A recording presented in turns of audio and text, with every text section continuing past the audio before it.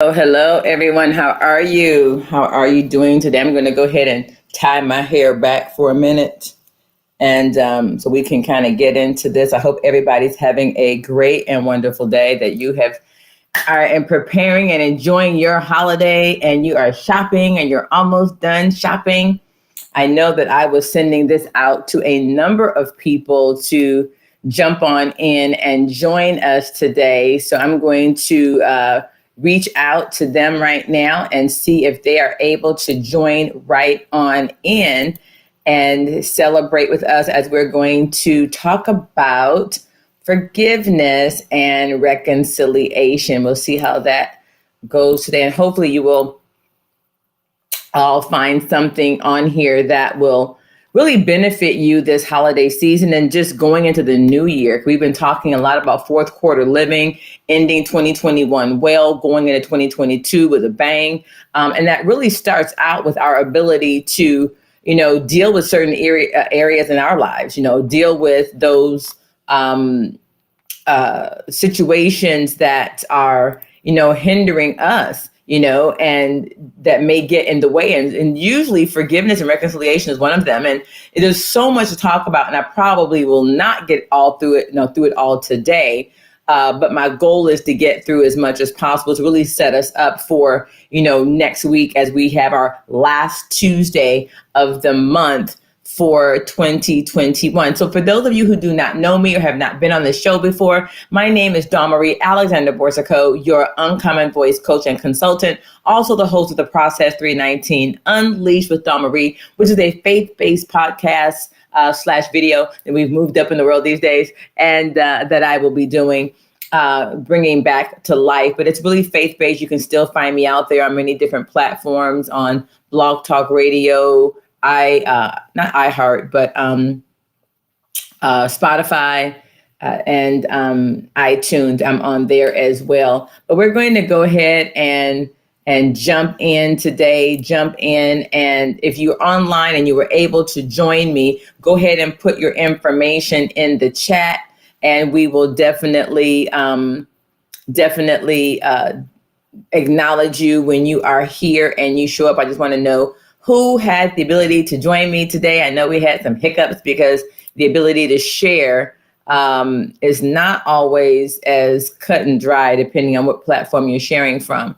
But hopefully you'll be able to join me today. So if you looked at the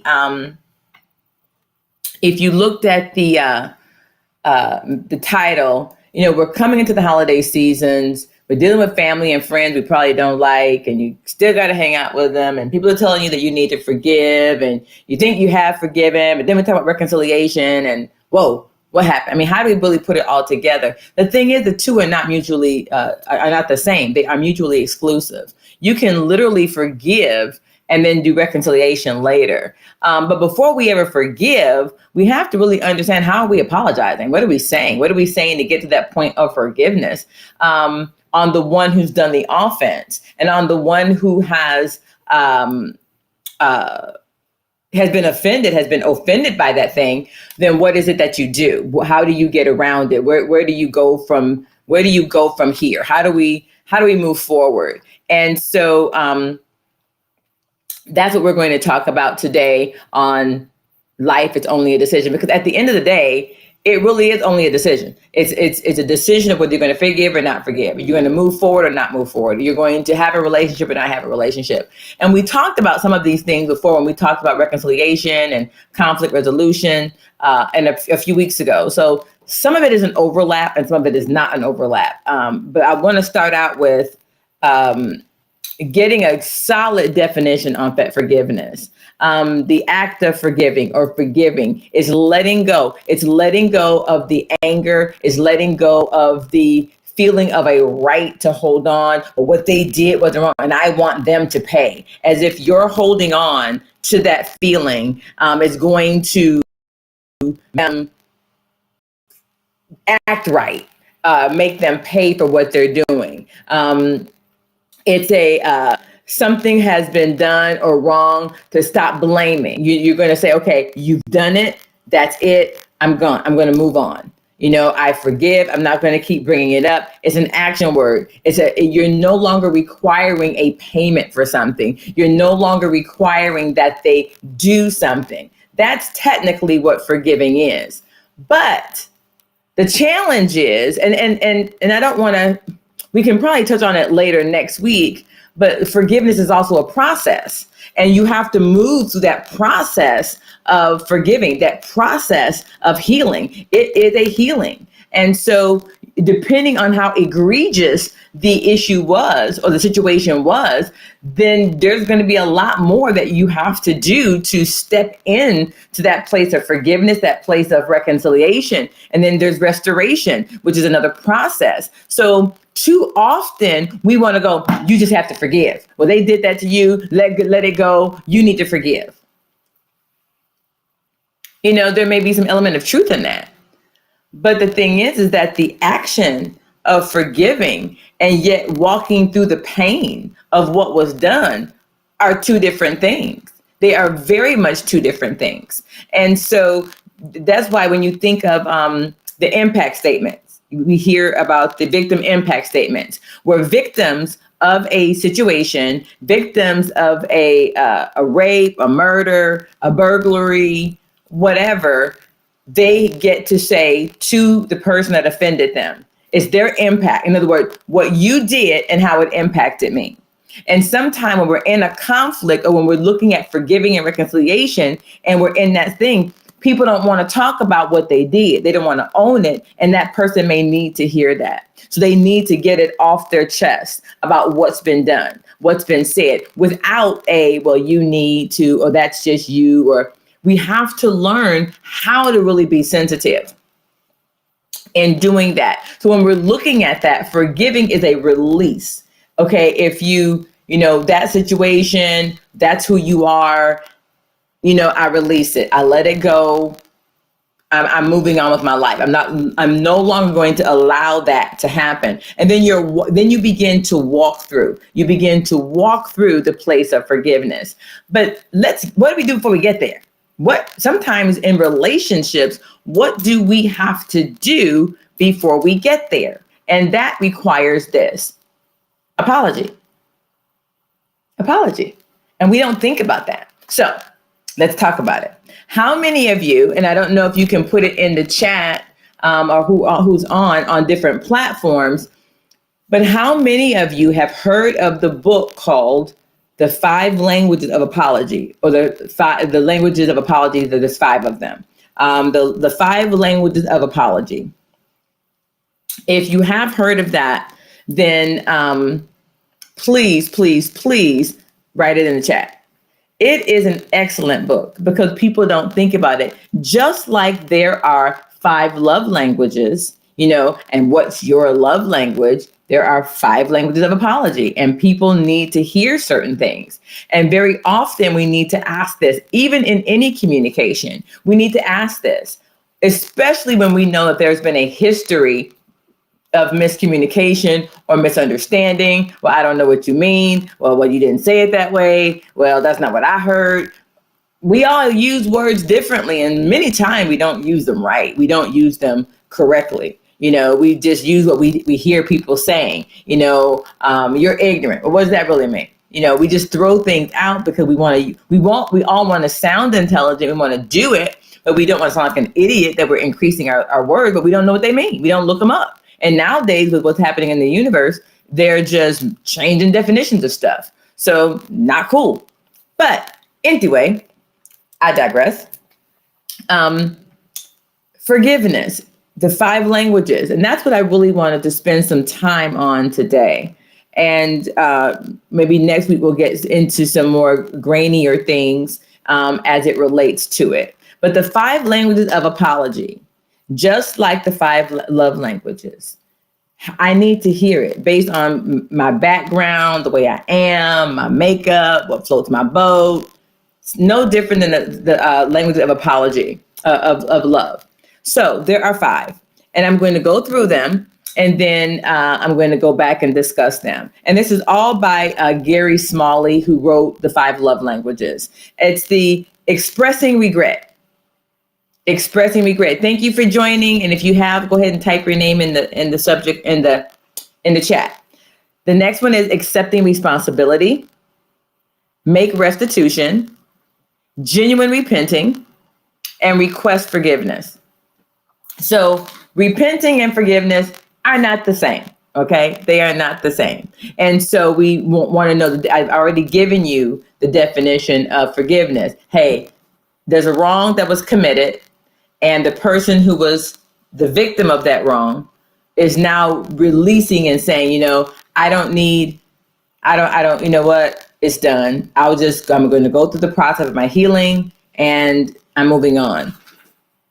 But when you're dealing in a relationship with others, like family, this time of the year, it's like, oh, I got to deal with you. So what do? It's expressing regret. So if you're the one that perpetrated it, or someone says to you, hey, you hurt me, this is what happened, then the goal is you're going to express regret. You know what? I didn't know that hurt you. I'm sorry. I really didn't. I didn't know. And be sincere. I had no clue. They may give you a litany of things why you should, but then you have to just be honest, respectful, and say, I didn't know. If I had known, I love you, I care. I really didn't know that was going to be the thing that offended you today. Okay, so then you do that. Now, and that might be good with someone because it might be a first offense, or it might be good with someone. The other one is accepting responsibility. Like if you know you did it, or you should do it, or it just makes sense, accept responsibility for, what, I didn't call and that was my fault. I should have done. Or you know what, I was going through something and it doesn't make it right. I did it. It was wrong. I take responsibility for my part. For my part, even when they explain to you this, okay, I see where I could have done better. We can all do better, ladies and gentlemen. We can all do better. So to think that we can't, well, that's just you. How many have you heard that? Well, that's just you. And I know sometimes that is true, where some people are just like, they give you a run for your money, right? I get it. But we can still take responsibility, because here's the thing. If we know that we're dealing with that person, if they're really a Karen or something, and everything's going to jump off with them, and something's going to always offend them, then we can pull back and say, you know what, put that in an email. Send it to me in text. There is a way to communicate such that you can mitigate what's your responsibility and what's not your responsibility. Because you can't make everybody happy. You can't make anybody happy. They have to choose to be happy. But there are things that you can do to say, okay, I know who I'm dealing with. So let me put things in place that are going to mitigate these situations happening again, or to mitigate the level of offense occurring again. Okay. Make restitution. Sometimes you have to make restitution. What does that mean? Pay it back. Like, I took your money and I shouldn't have taken your money. And I I did, and I stole your money, and now I need to pay you back. Or there was a misunderstanding about what I thought or you thought. Let me just pay it back. Sometimes you have to. And as I said before, you have to listen. Listening is key. Understanding. And if you don't understand and you value the relationship with that person, then you have to get to a place where you're like, okay, I want this relationship. I don't want to lose this. So where do I come together with this? Where do I change? What do I need to do? What do I need to take responsibility for and begin to move forward? What can I do to make this better? What can I do to heal this, to fix what I've done? Many times we have to fix. We see it even in the court system. But they have to make restitution. You're going to do community service. You're going to do something, because it may have been it may have been that level of hurt, whether it was time, expectation, fill in the blank. We have to do it if we really want to move forward in maintaining these relationships. And ladies and gentlemen, many of you who know me know I'm walking through a couple of situations where, forgiveness is like, okay, I could do that, but a relationship just may not happen. Building forward, moving forward in that Why? Because the hurt is so egregious and there's been no repenting, which goes to my fourth one. But before I leave from the third, I made a note to say this.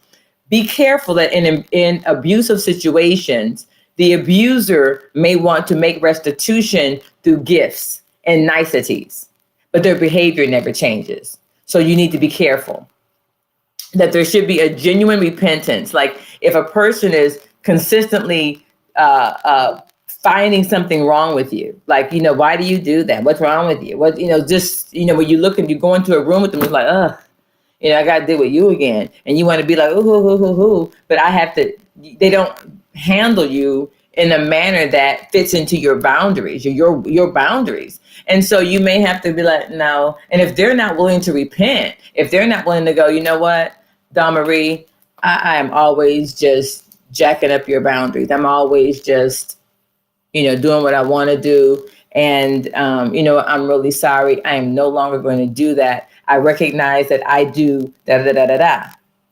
And that's what you need. Now, each one of these is like the love languages. They're autonomous, but they all kind of blend together. We all have a little bit of each one in us. But I am definitely make restitution and the genuine repenting. I mean, I want to know what you did, why you did it, and what you're going to do to fix it. I mean, I need the plan. That's my language of apology. If not, no. Now, there are some times I think we all, again, depending on the situation, are like, as long as I know that you're sorry, as long as I know that you fill in the blank. I had a situation earlier this year that communication, they thought that I should have thought one thing. I thought that I did one thing based on my knowledge and what I knew, but versus what was said based on my knowledge and what I knew.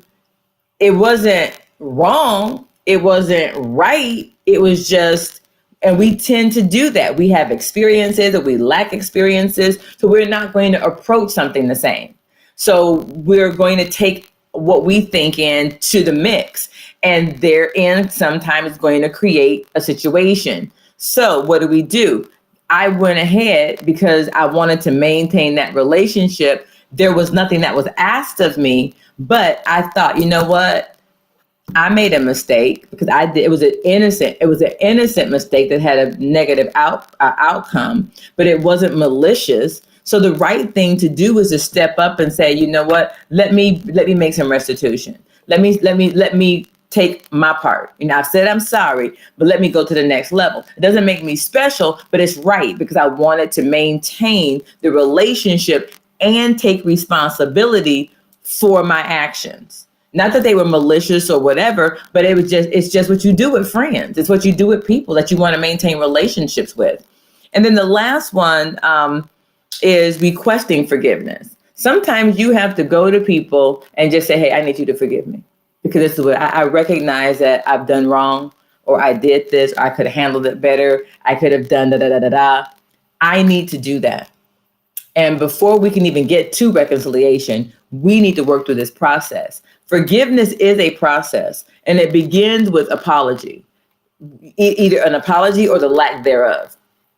And then from there, we'll move into reconciliation. Then from there, we can move into restoration, because reconciliation is going to bring it back together. Okay, we're connecting again. Okay, we're building, but restoration is building it back to the way that it was, building it back. When you restore something, it's broken. And what do? You have people who specialize in restoration because you have to go in and fix the minute cracks. You have to go in and look at the original. You have to go in and look at what was there that is no longer there, and find how you are going to repair it, how you are going to repair and restore. How are we going to repair? We can come back and reconcile, but the trust is still broken. We can come back and reconcile, but the communication is not like it used to be. We can come back and reconcile, but yet now we're lacking in the level of connectedness because I'm still on guard because of the way that you hurt. Now that's going to take two people, both of them coming together, going, okay, this is still new. I'm sitting. I'm still. I know you mean it, but I'm looking around the corner for the next thing. But then the other person is like, Well, I'm trying, but you keep. So there's really a blending of coming together, wanting the relationship to work, and relationships are, male, female, friendships, business connections. It doesn't matter. And then how do we come back and get to that place of reconciliation? How do we come back from forgiveness and reconcile? Because though they want to say it, reconciliation and forgiveness are not the same. You may want it, but sometimes what's been done has been so hard, or the lack of these 5 steps, an apology, causes the one that has received it to feel as though, or even the one that maybe they've done these steps and the other person is like, well, no, I still don't want to forgive you. I still don't want. Then what can you do? But in that place, this is a little longer today, and I apologize, but I really wanted to really draw the point home that we can walk through. There's a place of the process of they didn't apologize. And so what do I do? Or they did apologize. What do I do? Because there's 2 different paths on either one because of what's happening. If a person has hurt you and offended you greatly, and you're just supposed to walk back in, depending on the level of violation. So how you can reconcile is going to take time, because if not, then you could re-injure someone again. And we don't want to do that. So I've taken a little more time of your day today, guys, and I don't want to continue on. So join me next week. So make sure you join me next week, and we will definitely continue our conversation on forgiveness and reconciliation. And if we're lucky, hopefully we can get in there and do some restoration. How do we restore? What are some things that we can do to restore? And then look at also, forgiveness. Unforgiveness breeds a lot of sickness. It breeds a lot of sickness, and it causes cancer in some people. If you listen to one of my shows with a marriage and family therapist I have on Blog Talk or Spreaker, it's out there on Spotify, and the counselor talked about the study that was done that found that the people who had unforgiveness were the people who were dying in the hospital of a particular illness. And I was like, whoa. Because it builds up in the body, and we can talk about that later. So if this has been a blessing to you, if you found something that could help you in this, then please, please, please leave your comments in the chat. And I hope to see you guys next week. Again, this is Dawn Marie Alexander Borthico, your Uncommon Voice coach and consultant. And I hope to talk to you guys next week. Bye-bye.